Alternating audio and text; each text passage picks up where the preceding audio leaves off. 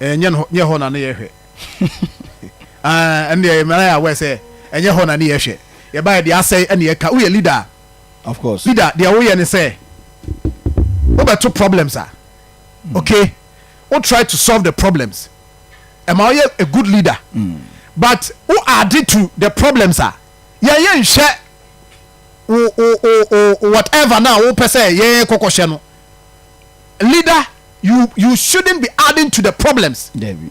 You must solve the problems abeto ye. So you get the point.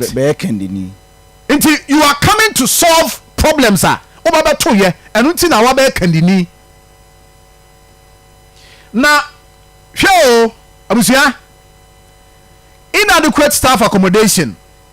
Regional Minister say in the midst of the financial challenges na RCC no entimi nya sika emfande the renovation of this facility.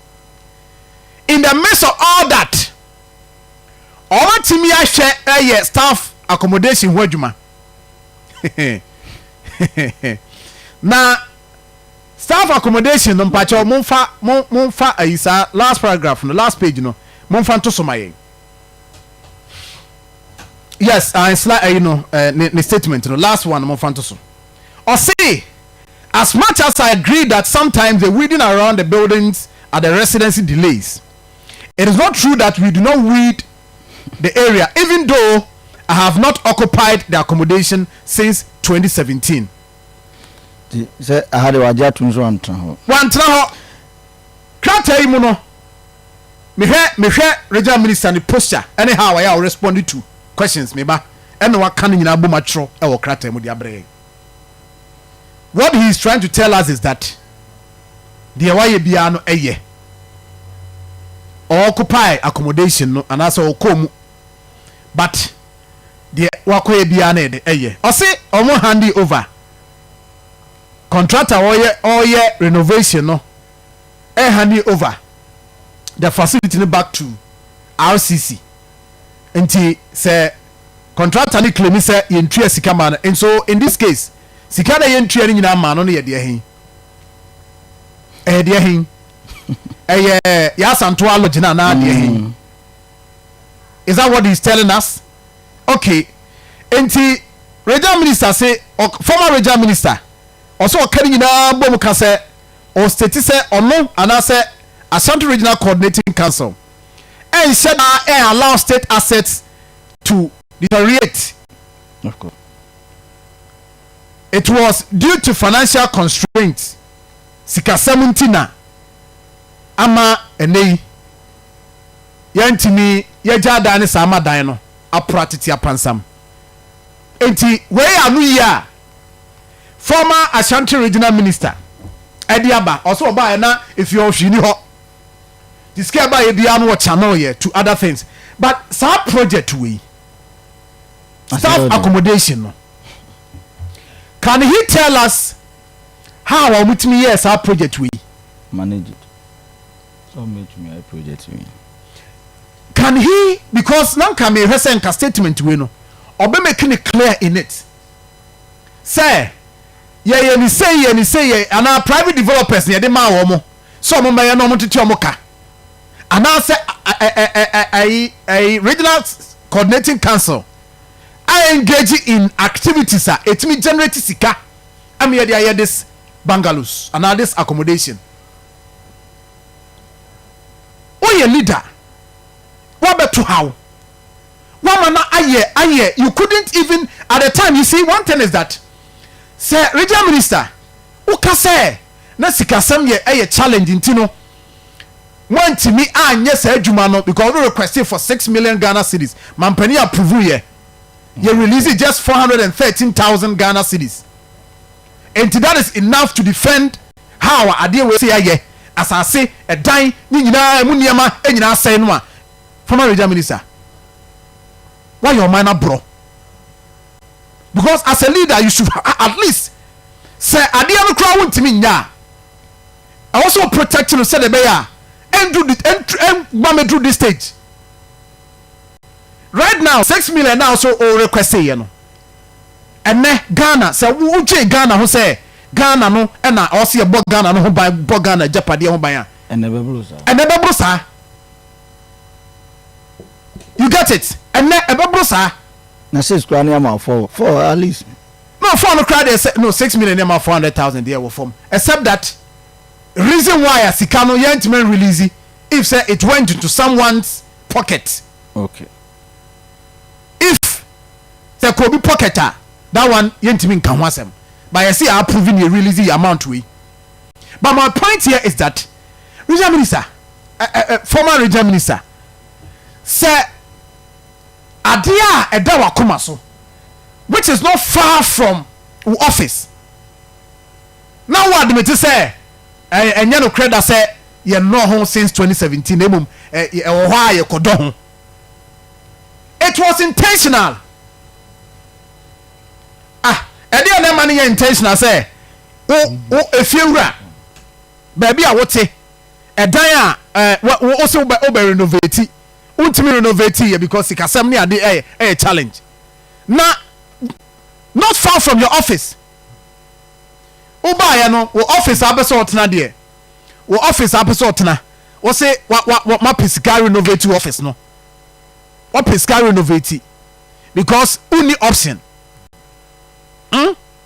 ya Central Lodge what say why renovate probably because only option because e ho na mo ye regional security meetings near there but because say wo opportunity so benya baby and wakofa osika that one crown no there is no way you be praise because sika now no how the money was paid back to you or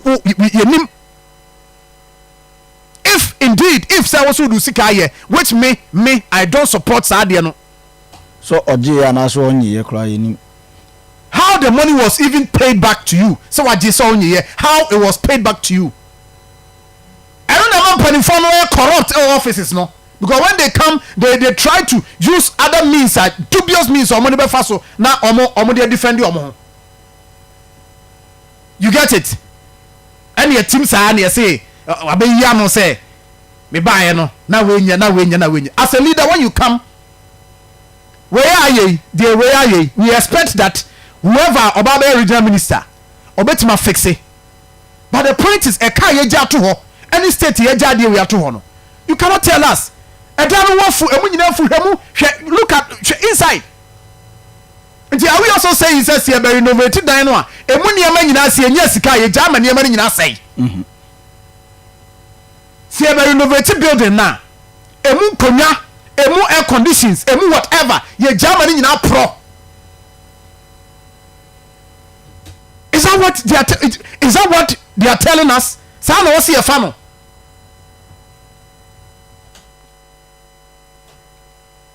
Enti abusia Ashanti regional minister ade ne krata aba se wo ba ye na ne manye nti onya sika ode ye ne mafoforo. I'm just looking at how he will respond in words. Me ba ye no me sika mbeto ma metohwe o nti sika ba bi am de ne mafoforo. Yet krom ha ko RCC enclave nim ho. Granted, areas in the Oha, reason near their media codimensia. But you will be Oha. Go there and see. No one see a Jama private developers. Here, Tonko for this can go bottom. I know how is the RCC benefiting from those projects? How is the RCC benefiting from those projects? Enka oye a leader no you use appropriate means to solicit for support nka nanki eboy ensem ma share ki eboy ensem share e de ma but don't say the waja wa chire no who say the wo say wo aba be solve no. You said iOS. Situation iOS, John. iOS pa. Say baby ana obefa free ye no. O se na nya, e se de enye abro so. abroso nti de odi ka beto ya na o se enye no a na otena ho a enye yi no yese de eze situation ne de aginsemu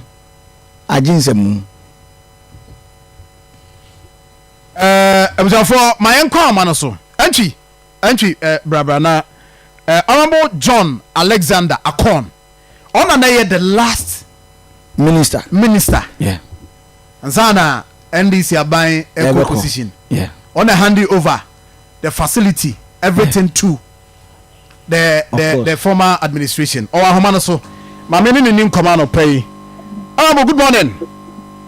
Good morning, Akoma. Nyame adom bibia bo kompa cho sapon boko de. Nyame adom ho. Yeda nyankopon ase. From enran ye din come about RCC your core residency hona presidential villa ne regional minister Bungalow. The state I woman no was in a very bad state.